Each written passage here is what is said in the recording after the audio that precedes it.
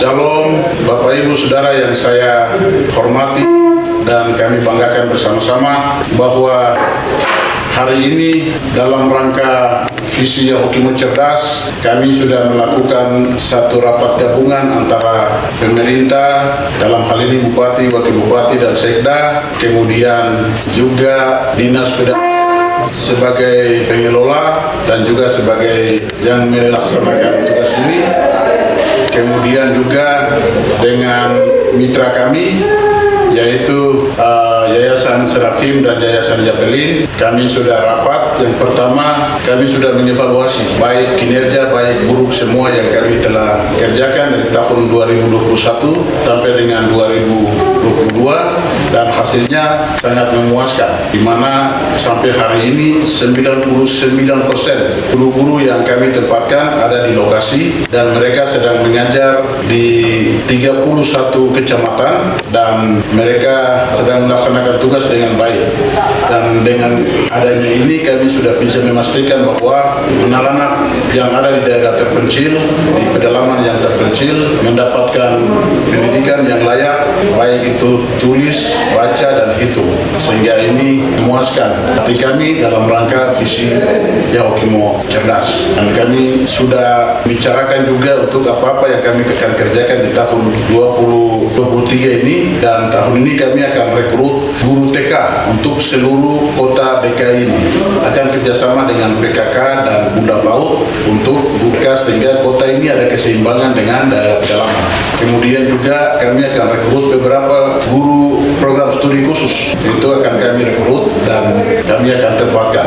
Kemudian juga akan rapikan beberapa tempat yang belum masuk. Kendala kami di mana tempat yang tidak ada lapangan terbang, memang kami tidak bisa kasih guru.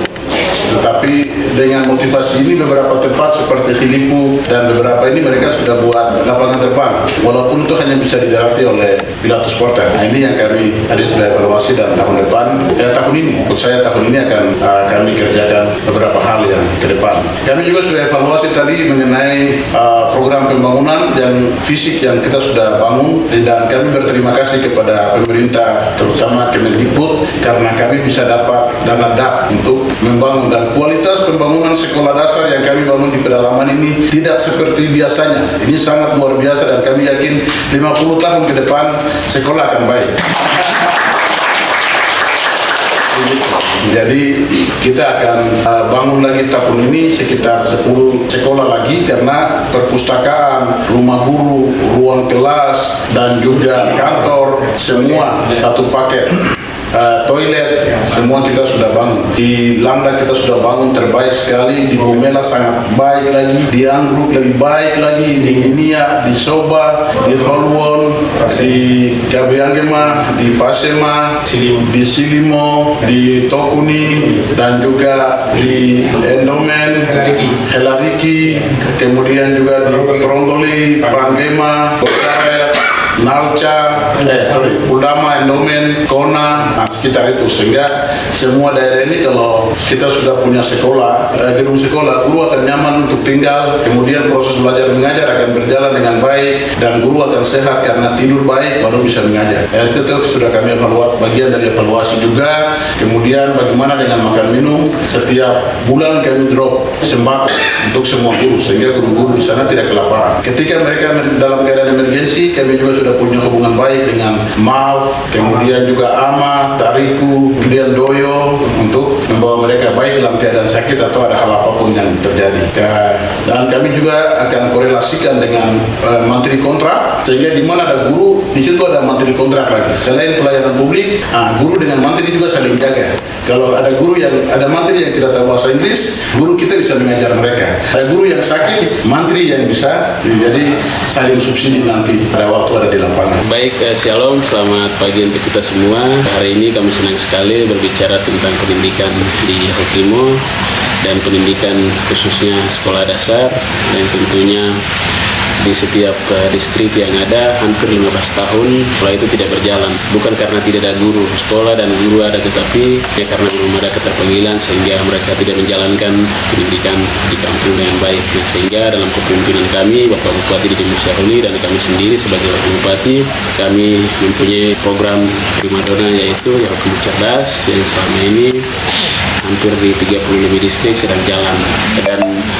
Dan ini tujuan bagaimana sekolah di tingkat kampung ini, anak-anak kita tetap sekolah dan mempersiapkan masa depan anak-anak khususnya di tingkat distrik dan di kampung. Dan sekolah yang kami masuk ini ada sekolah negeri dan juga sekolah yayasan. Kami sebagai pemerintah dan mitra dari lembaga yayasan yang ada, baik GPK, JPSLI, JPPGI, dan juga sekolah-sekolah negeri yang ada dari beberapa wilayah ini terwakili hampir sedang jalan. Nah, harapannya bahwa dengan adanya program pendidikan Ya Hukum Cerdas ini, tentu pertama bagaimana mempersiapkan generasi Ya Hukum, generasi emas ini untuk 5-10 tahun ke depan, supaya mereka ada harapan, ada masa depan.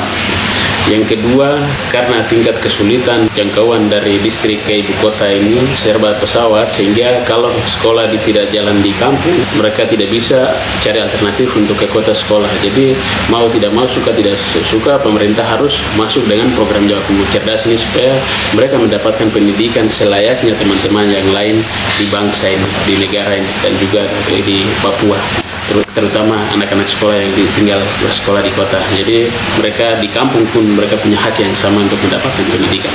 Itu harapan.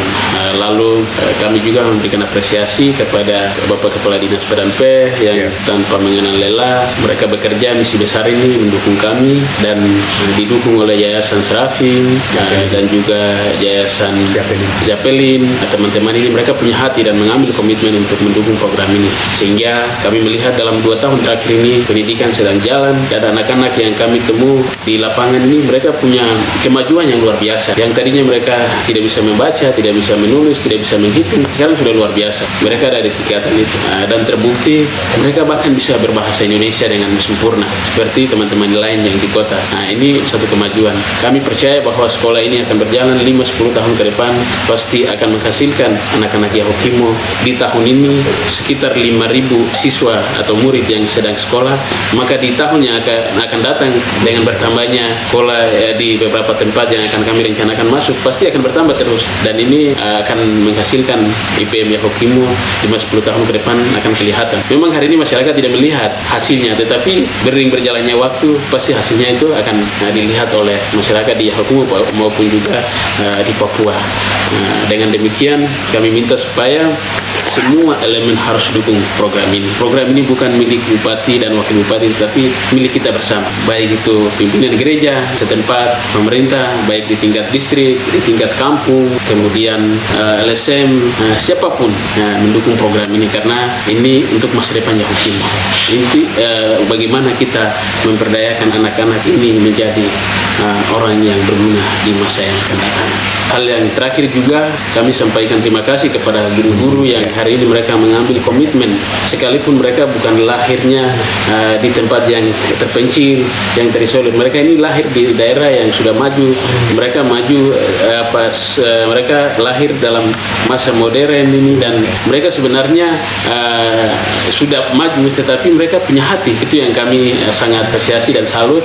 Mereka punya hati untuk melayani, dan kami percaya bahwa dengan pelayanan yang mereka lakukan ini, pasti Tuhan akan mengangkat mereka. Pasti Tuhan akan bawa mereka dari perkara kecil itu kepada perkara yang lebih besar. Karena siapa yang bekerja dengan ikhlas, tulus, pasti masa depan mereka ada harapan. Tuhan akan bawa mereka ke tingkat yang lebih baik, ke tingkat yang lebih tinggi. Karena itu kami percaya mereka akan dapat berkat. Kalau bukan di mereka, pasti di generasi-generasi mereka, generasi pertama, kedua, dan seterusnya, pasti Tuhan akan memberkati. Karena itu kami minta supaya mereka tetap semangat, mereka terus melayani, dan kami pemerintah juga pasti akan memperhatikan masa depan mereka. Ketika mereka mengabdi dengan hati, mereka bertahan di sana, sabar, pasti kami ke depan memperhatikan masa depan mereka juga.